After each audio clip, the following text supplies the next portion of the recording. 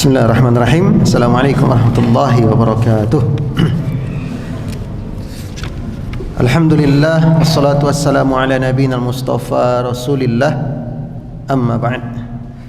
Kita lanjutkan pembahasan kita di bab tentang bercandanya Nabi, senda guraunya Rasulullah sallallahu alaihi wasallam.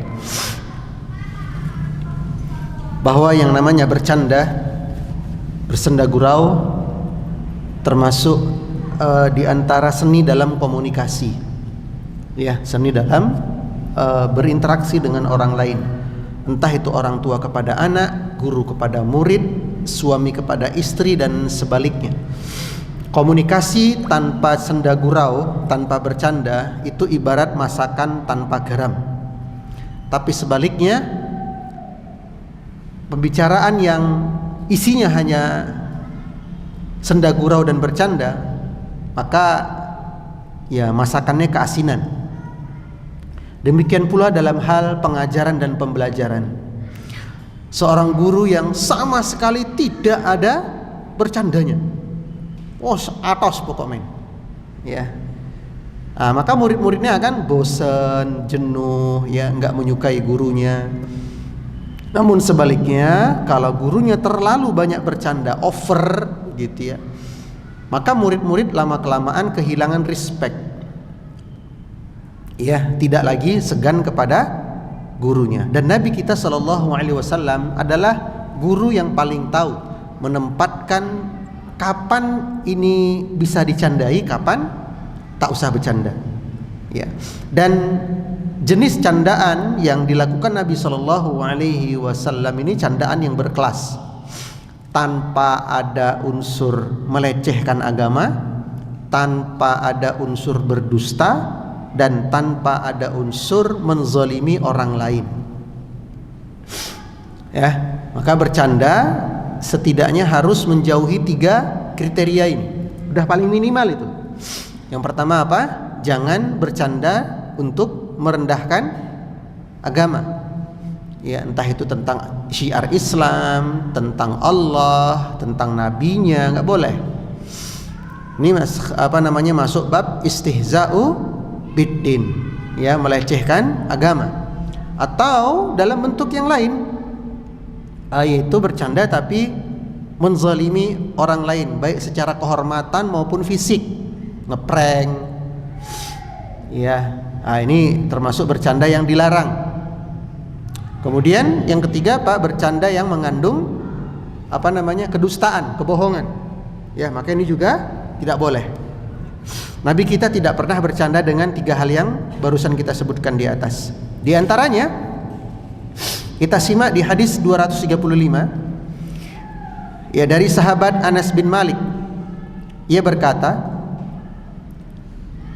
anna nabiyya qala lahu, bahwa Nabi pernah berujar kepadanya, yaitu mencandai Anas bin Malik. Apa kata Nabi kepada Anas? Ya dzal udhunaini, wahai si pemilik 2 telinga. Ini ada melecehkan agama enggak? Tidak ada. Ada menzalimi orang lain enggak? Enggak ada. Ada kedustaan? Tidak ada.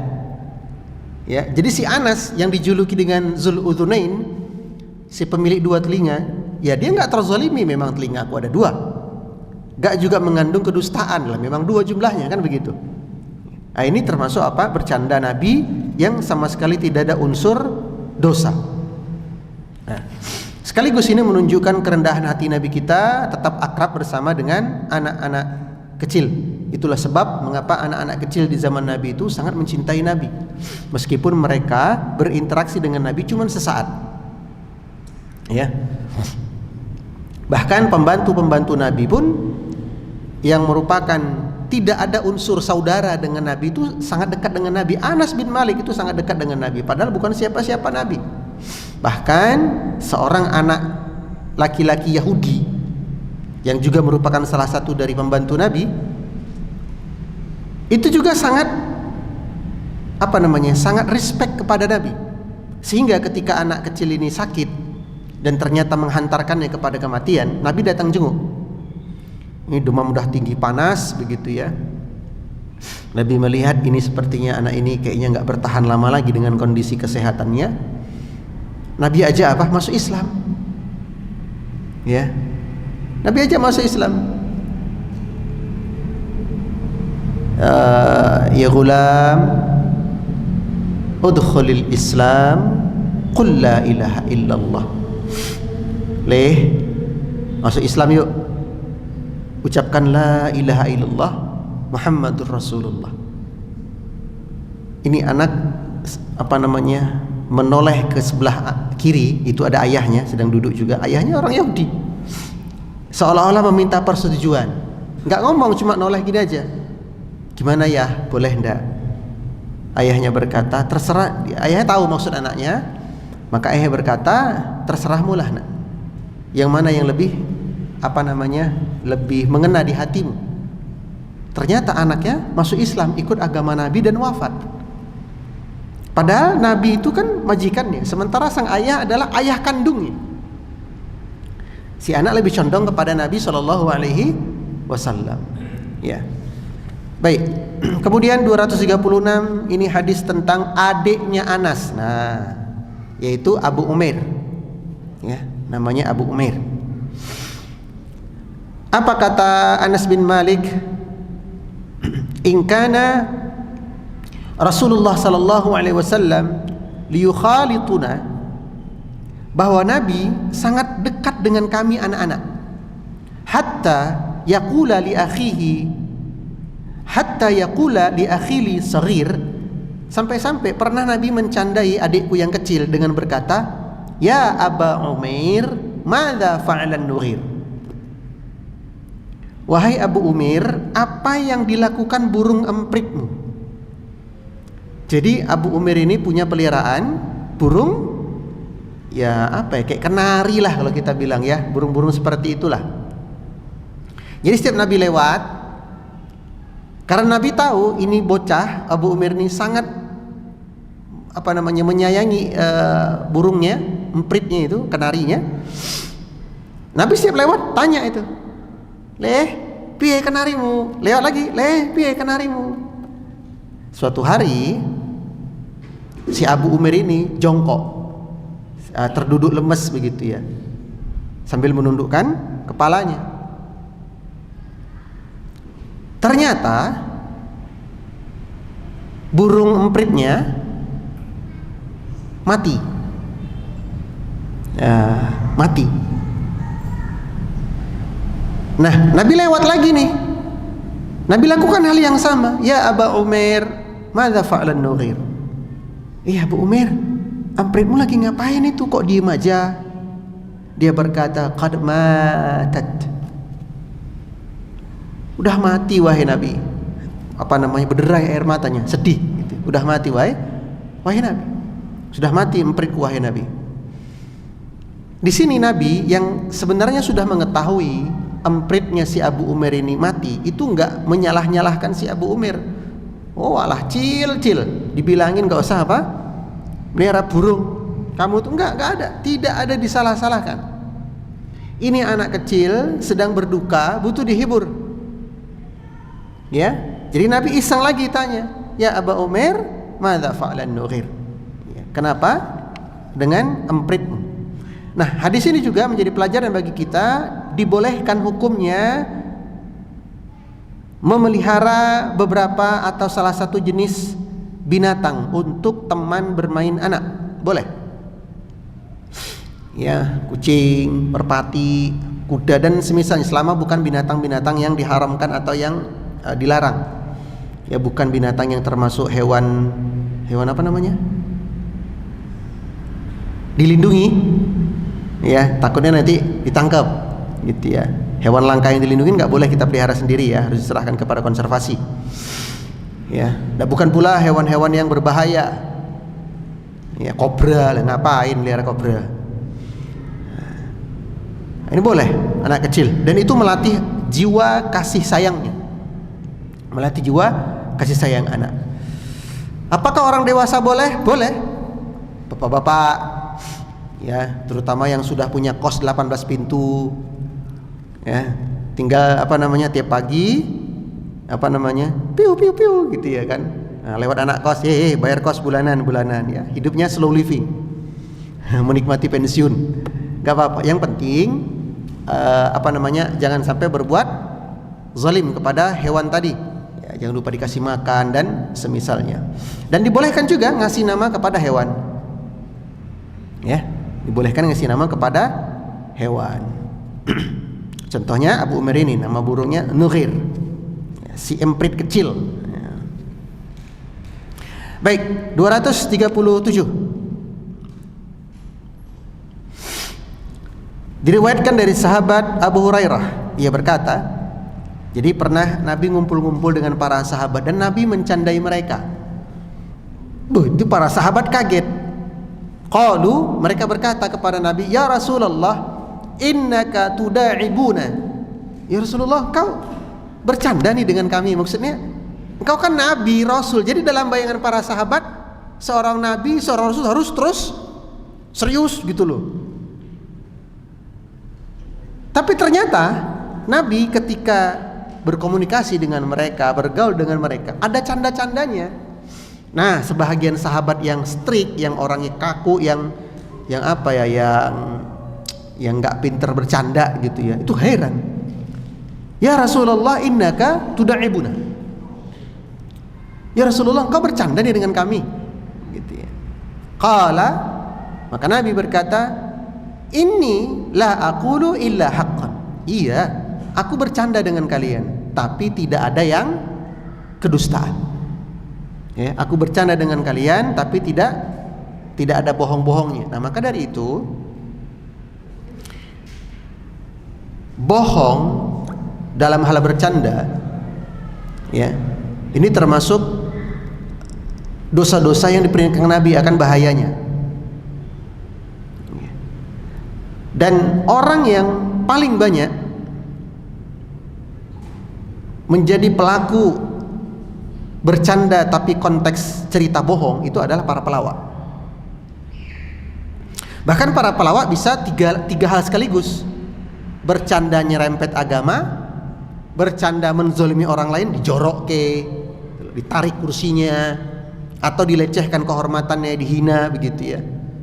Atau dusta demi orang lain tertawa. Nah, itulah sebab mengapa para pelawak adalah orang-orang yang paling nggak bisa dipegang ucapannya. Ya sebab itu tadi nggak bisa kita bedakan ini ente serius atau bercanda, benar atau dusta. Maka nafkah atau pendapatan yang didapatkan para pelawak, jika dia mengandung 3 unsur tadi atau salah satunya, maka nafkah yang dia dapatkan haram. Baik bercanda melecehkan agama, bercanda menzalimi fisik atau kehormatan orang lain, dan bercanda yang mengandung kebohongan. Ya, tak boleh.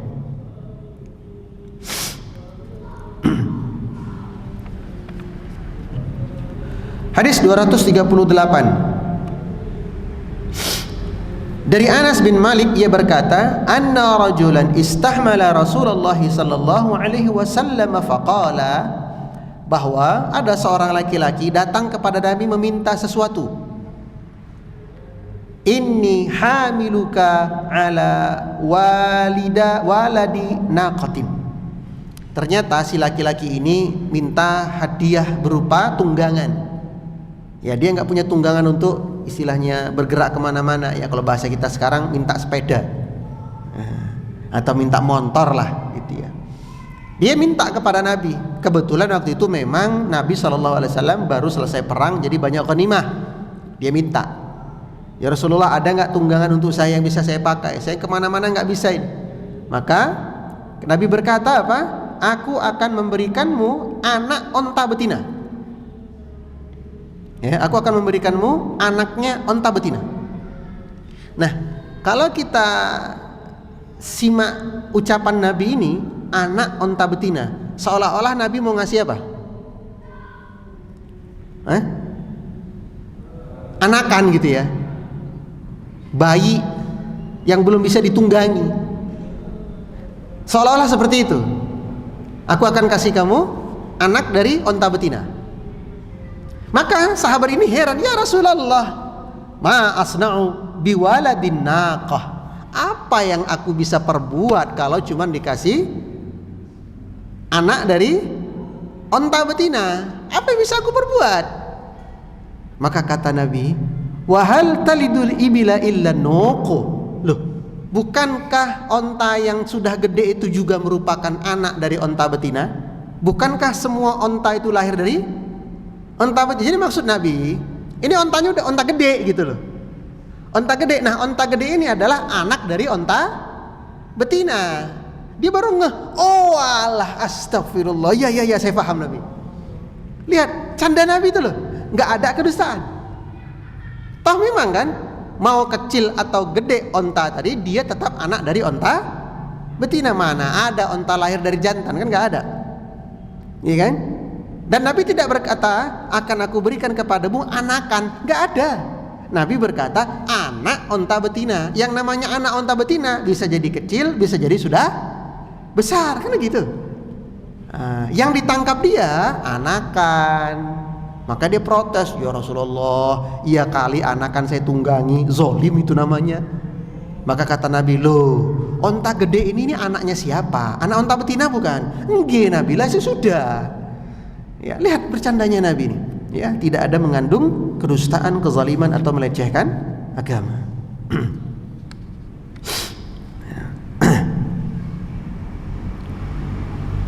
Khair. Hadis 239. Ini tentang laki-laki yang bernama Zahir. Ya, namanya Zahir. Ada kata Anas bin Malik, kana rajul, namanya ada seorang laki-laki yang bernama Zahir. Huwa min ahlil badiyah. Dia orang gurun, orang desa, Badui, orang Badui. Suatu kali ia datang menemui Nabi SAW untuk memberikan hadiah dari gurun tempat dia tinggal kepada Nabi. Ya, mau dikasih hadiah kepada Nabi. Maka sebelum dia pulang, faqala Nabi, sebelum dia pulang Nabi berkata, inna zahiran badiyatuna wa nahnu hadiruna.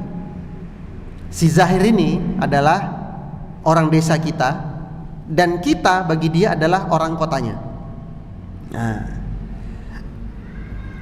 meskipun ya Zahir ini, mohon maaf ya, karena dia orang gurun, ya jauh dari peradaban, secara fisik dan secara tampilan, style, ya itu ya enggak banget lah gitu, enggak up to date gitu. Istilahnya gaya pakaian dia ini, aduh, ini generasi 90-an ini gaya pakaiannya. Ya, ini gaya pakaian tahun 80-an. Ya, dari kematchingan warna, dari pemilihan jenis bahan, macam-macam itu enggak update lah dia. Dan orang Badui enggak urus masalah kayak begitu. Ya, asal bisa hidup, makan, beribadah cukup. Enggak mikir yang aneh-aneh. Nah, suatu hari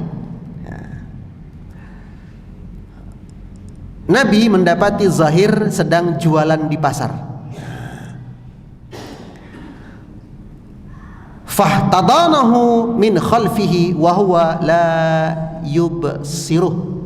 Diam-diam Nabi datang dari arah belakangnya. Ya. Kemudian Nabi gini, ayo, nah gitu loh. Ayo kamu ngapain? Coba tebak siapa nih yang nutup matamu? Gitu ya. Nah dia kaget gitu loh. Siapa nih yang nutup mata saya? Dia berkata, man hadza, man hadza. Siapa nih yang nutup mata saya? Arsil nih, lepaskan, lepaskan.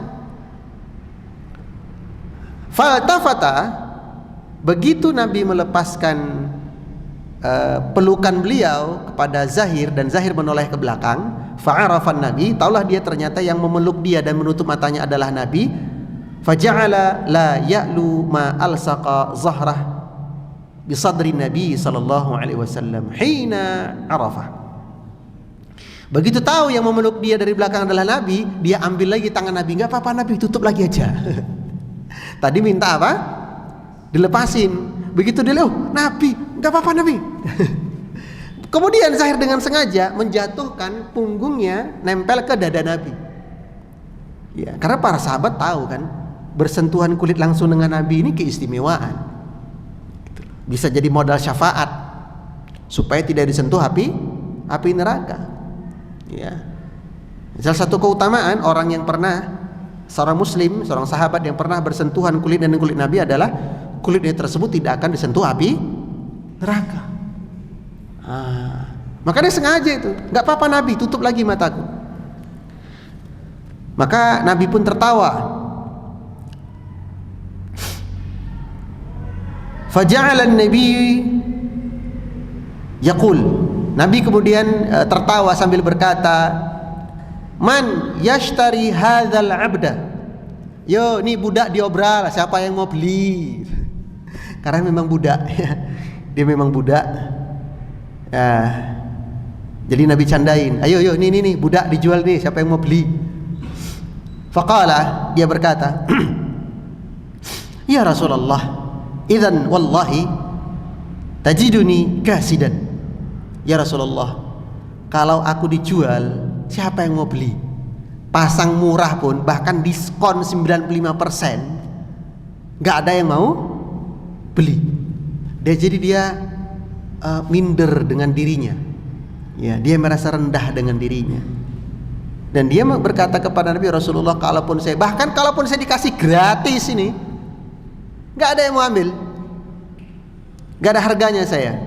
Faqala Nabi, maka Nabi menghiburnya, lakin indallahi lasta bikasidin au anta indallahi ghalib. Jadi Nabi memujinya, tidak demi Allah wahai Zahir, engkau mungkin rendah di mata manusia, tapi di mata Allah engkau sangat mulia. Nangis langsung Zahir ini. Tadi dicandain, begitu dikasih serius, nangis dia.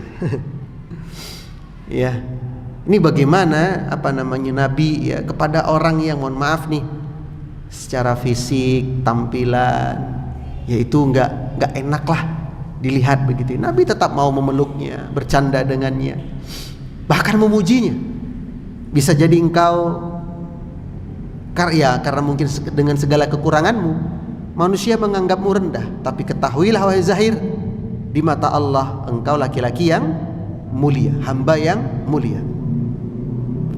Ini menjadi pelajaran bagi kita jemaah sekalian. Jangan merendahkan orang lain hanya karena dia lebih rendah daripada kita dalam urusan dunianya, ya. Karena Nabi SAW pernah bersabda, Innallaha la yanzuru ila suwarikum wala ila jasadikum walakinallaha yanzuru ila qulubikum wa a'malikum. Ya, Allah Azza wa Jalla tidak menilai seseorang dari kebagusan fisiknya, entah itu ganteng, cantik, atletis dan semisalnya, dan tidak pula dari kemewahan pakaiannya, enggak. Walakinallaha yanzuru ila qulubikum. Akan tetapi Allah menilai kalian dari kebersihan hati kalian dari beragam penyakitnya, wa a'malikum, dan bagusnya amal kalian. Maka nilailah seseorang dari bagaimana cara Allah menilai seorang hamba, ya. Terakhir di bab ini hadis 240.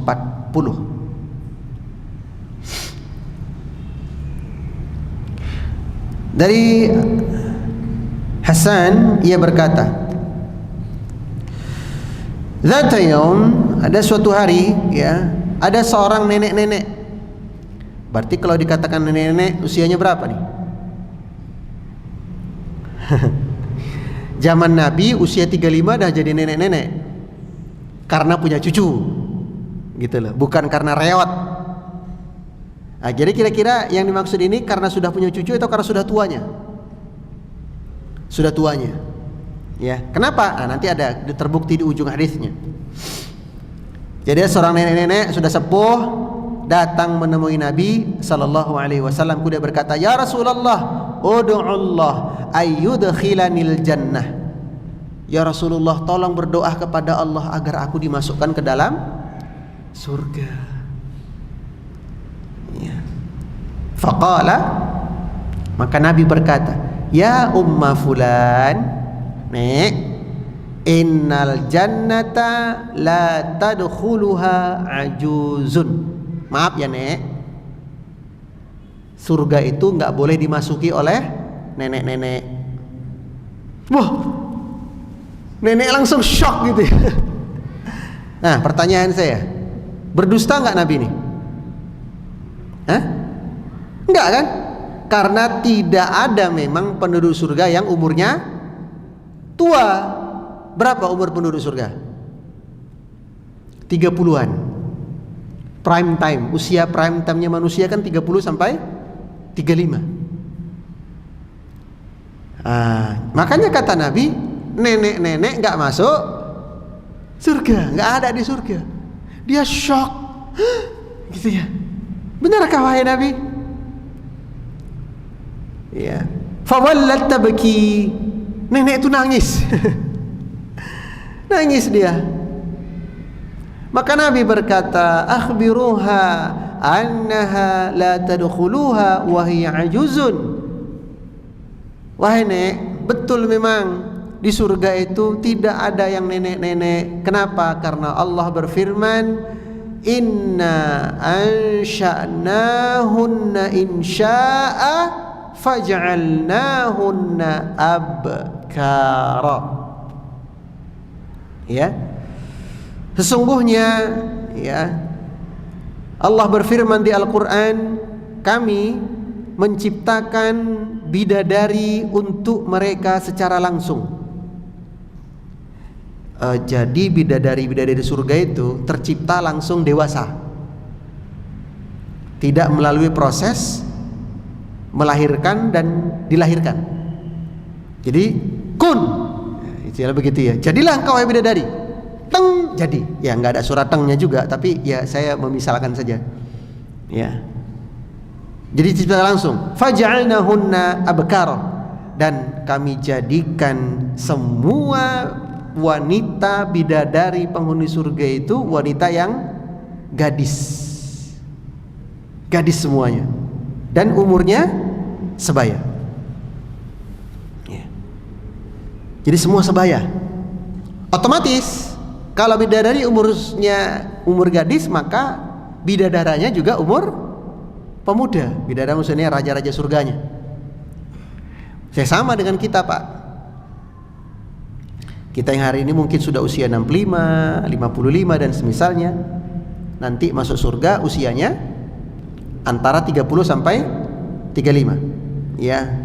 Bahkan satu riwayat mengatakan 30 sampai 33, dan usia-usia seperti ini usia prime time-nya manusia, terutama laki-laki, ya. Gadis artinya apa? Artinya abkara di sini berarti gadis selama-lamanya. Al-Imam Ibnu Qayyim dalam kitab beliau Hadil Arwah ila Biladil Afrah menjelaskan bahwa di antara ciri-ciri atau sifat-sifat bidadari surga, pertama, muda, usianya 30 sampai 33 atau 35. Kedua, perawan selamanya. Jadi, mohon maaf ya, setelah bidadari surga ini dikumpuli oleh raja surganya, laki-laki surganya, maka dia Allah jadikan gadis kembali. Terus seperti itu sampai kapan? Selamanya. Ora perlu ngombe jamu rapet, nggak perlu, ya, perawan selamanya. Yang ketiga, sifat-sifat bidadari surga, yakni dia matanya bulat, ya. Jadi ini Arab golek cindo rauno, ya. Matanya bunder, bundar berbinar. Hitamnya hitam pekat, putihnya putih susu. Kemudian kulitnya, tahu warna kulit wanita bidadari surga warna apa?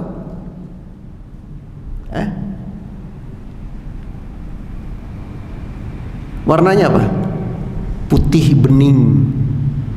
Jadi saking putihnya seperti bening, sehingga bismillah, kalau dia minum,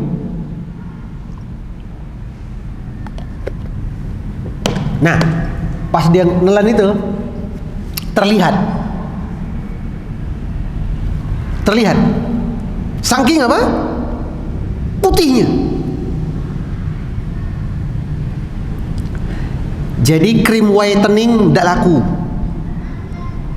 anti aging nggak laku, anti keriput tidak laku di sana. Muda selamanya, gadis selamanya, dan putih mata bundar.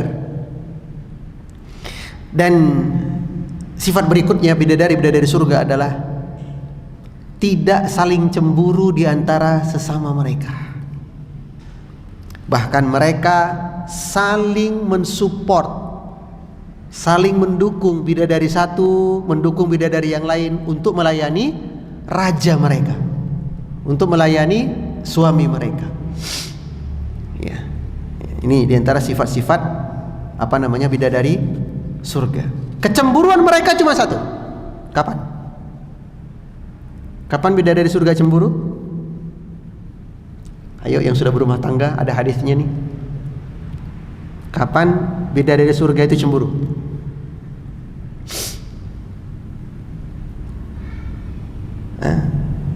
Ketika ia mengetahui istri si laki-laki yang di dunia ini, ya ini kita kan masih di dunia nih, kita punya pasangan, kita punya istri. Nah, si istri itu menyakiti hati suami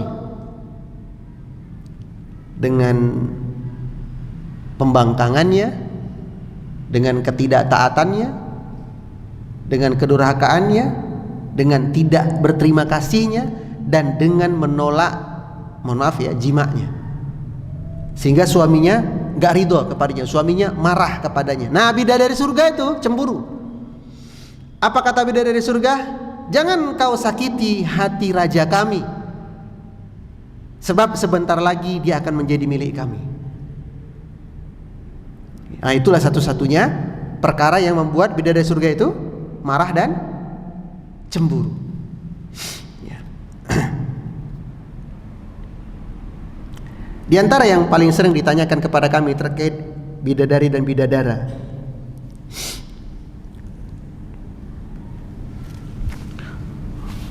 ya Ustaz, kalau wanita-wanita itu jadi bidadari surga, laki-lakinya jadi apa? Ya jadi raja di surga. Jadi raja di surga. Ustaz, kalau kami sebagai pasangan suami istri, apakah ketemu lagi di surga? Tergantung. Kalau masih sama-sama muslim, maka insya Allah Allah pertemukan kembali. Ya, insya Allah Allah pertemukan kembali. Sebab dua faktor. Pertama,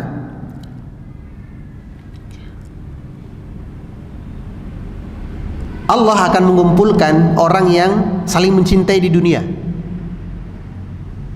Ya, kata Nabi SAW, innaka ma'a man ahbabta. Allah akan tempatkan kalian bersama orang yang kalian cintai.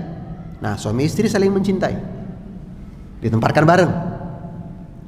Kalaupun tidak bareng, mungkin selisih 3 lantai surganya, karena berbeda kualitas amal, maka pasangan yang lebih soleh akan memberikan syafaat. Misalnya istri yang lebih soleh, istri ngasih syafaat sehingga suami ikut naik level surganya. Atau suami lebih soleh, suami yang ngangkat istrinya dengan syafaat atas izin Allah. Dua sebab itu. Ya, jadi tetap berkumpul. Nah, ini kalau para wanita, para istri ditanya, gimana bu, pengen gak bu ketemu lagi suami di surga? Pengen. Nah, kalau suami-suami ditanya beda nih. Gimana pak, pengen ketemu lagi ibu di surga? Aduh jangan Ustaz. Udah. Ya, di dunia aja udah cerewet begitu Ustaz, masa ketemu lagi di surga? Saya koreksi Pak ya. Wanita kita, istri kita itu kalau sudah masuk surga nggak ada lagi cerewetnya, santai saja. Ya, jadi segala sifat-sifat negatif dan keburukannya Allah hilangkan semua. Ya. Bahkan istri kita menjadi kepala bidadarinya. Ya. Dan dia yang akan mengatur bidadari-bidadari yang lain. Baik, Nabi SAW bersabda tentang sifat penduduk surga, yadkhulu ahlul jannatil jannah jurdan murdan. Ya, setiap orang yang masuk surga menjadi penghuni surga, Allah sama ratakan mereka.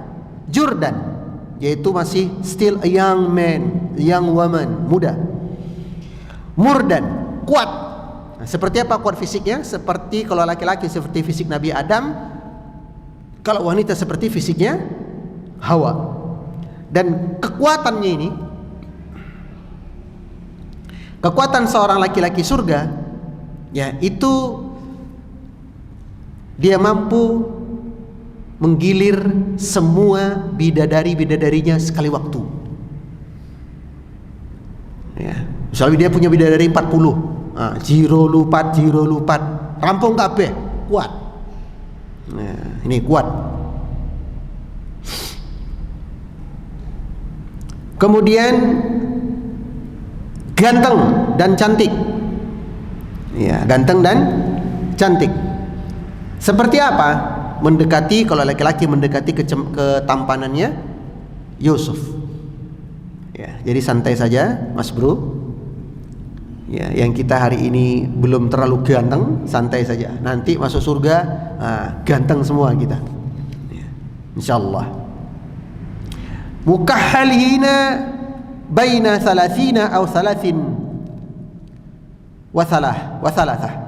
Umurnya antara 30 tahun sampai 33 tahun. Ini prime time, usia primanya seseorang. Ya, wallahu taala a'lam bissawab. Khair. Selesai bab tentang bercandanya Nabi sallallahu alaihi wasallam. Kita masuk bab 37.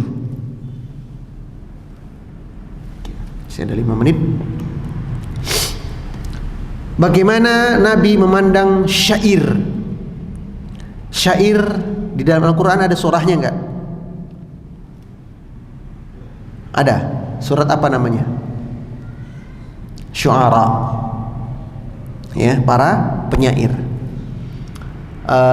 Para ulama mengatakan Allah Azza wa Jalla ketika hendak memberikan mukjizat kepada Nabi dan Rasulnya, maka Allah buat mukjizat tersebut mengalahkan apa-apa yang sedang tren waktu itu, sedang viral waktu itu, yang sedang FYP-nya. Ketika di zaman Nabi Musa yang paling hit adalah ilmu sihir, maka Allah berikan kepada Nabi Musa mukjizat yang mengalahkan semua bentuk sihir. Ketika di zaman Nabi Daud, lebih jauh lagi nih. Apa waktu itu yang paling tren? Pengrajin besi. Maka Allah berikan Nabi Daud mukjizat yang mengalahkan semua pengrajin besi. Ketika pengrajin besi mau membentuk besi itu harus dibakar dulu, ditungku, dipukul pakai besi, baru diubah begitu ya. Nabi Daud gak perlu. Datang orang pesan, wahai Nabi Daud, mau pesan pedang, bentuknya seperti apa? Kurang lebih seperti ini. Langsung pakai tangan, nyit, jadi. Ya. Di zaman Nabi Isa yang sedang viral waktu itu adalah ilmu medis. Tabib waktu itu profesi yang paling tinggi statusnya, cuman di bawah raja doang dan nilainya. Maka Allah berikan kepada Nabi Isa mukjizat yang mengalahkan semua tenaga medis. Apa itu?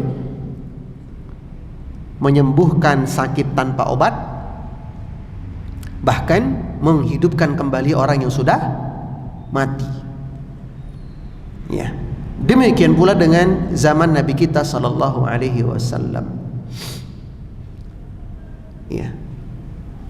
Khusus untuk umatnya Nabi Muhammad sallallahu alaihi wasallam, itu selalu di setiap zaman yang paling memikat jiwa-jiwa hamba itu adalah syair. Ya. Bahkan ada klan-klannya nih, syair kalangan anak senja, ya toh. Saya pernah tuh mendaki gunung, ketemu dengan anak-anak senja di pos 3 sebelum Arya camp Arya gitu. Mereka saling adu kesenjaan gitu ya. Karena memang menjelang sunset waktu itu. Buat apa kau terus mendaki sementara hatimu tetap tersakiti? Gitu-gitulah, itu anak senja gitu. Jadi sampai sekarang pun syair itu menjadi sesuatu yang dibanggakan. Bahkan banyak orang yang mencari kekayaan dengan menggubah syair, nyanyi, musik gitu ya. Itu kan kumpulan-kumpulan syair. Maka Allah lawan semua itu. Allah turunkan mukjizat yang bisa mengalahkan semua bentuk syair. Apa itu? Al-Quran. Saking takjubnya manusia dengan keagungan syair Al-Quran, sekelas Abu Jahal pun tersungkur bertekuk lutut, bahkan sampai sujud. Ya, bahkan sampai sujud. Ini yang menjadi kisah di balik surah apa? An-Najm. Jadi waktu itu Nabi SAW sedang sholat di dekat Ka'bah. Ini di Mekah waktu itu ya kejadiannya. Maka Abu Jahal dan kawan-kawannya yang ada di pojok Masjidil Haram itu bercanda dan ngece. Kailo. Ngapain si Mamat kayak itu? Harap ngopo kayak. Paling mau menyembah Tuhannya itu. Nabi sholat, alhamdulillahirabbil alamin, arrahmanir rahim, amin, sampai selesai. Nah, Abu Jahal berkata,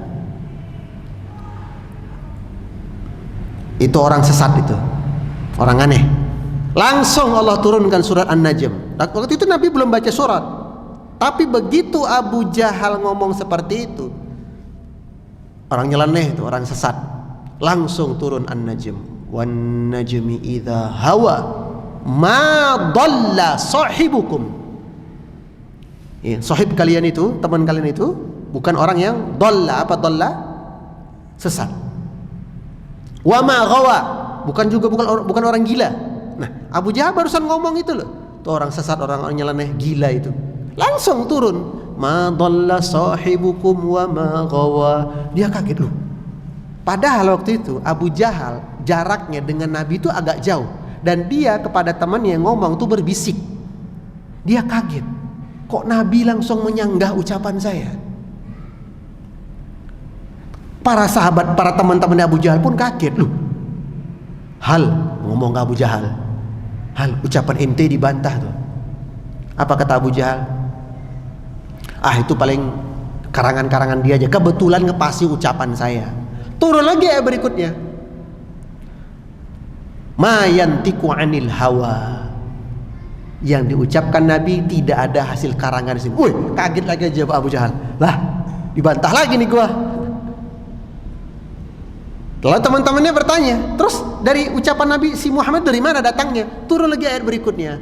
In huwa illa wahyu yuha. Apa yang diucapkan Nabi semuanya berasal dari wahyu.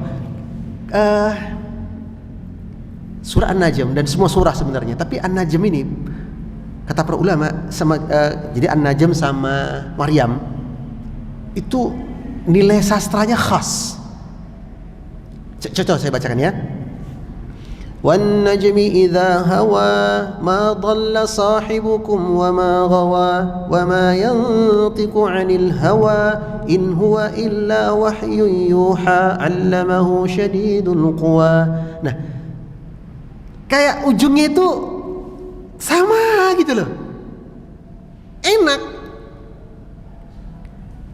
Kita aja nih orang Indonesia yang mungkin kurang literasi bahasa Arab, mendengarnya itu, apalagi Abu Jahal yang tahu sastra.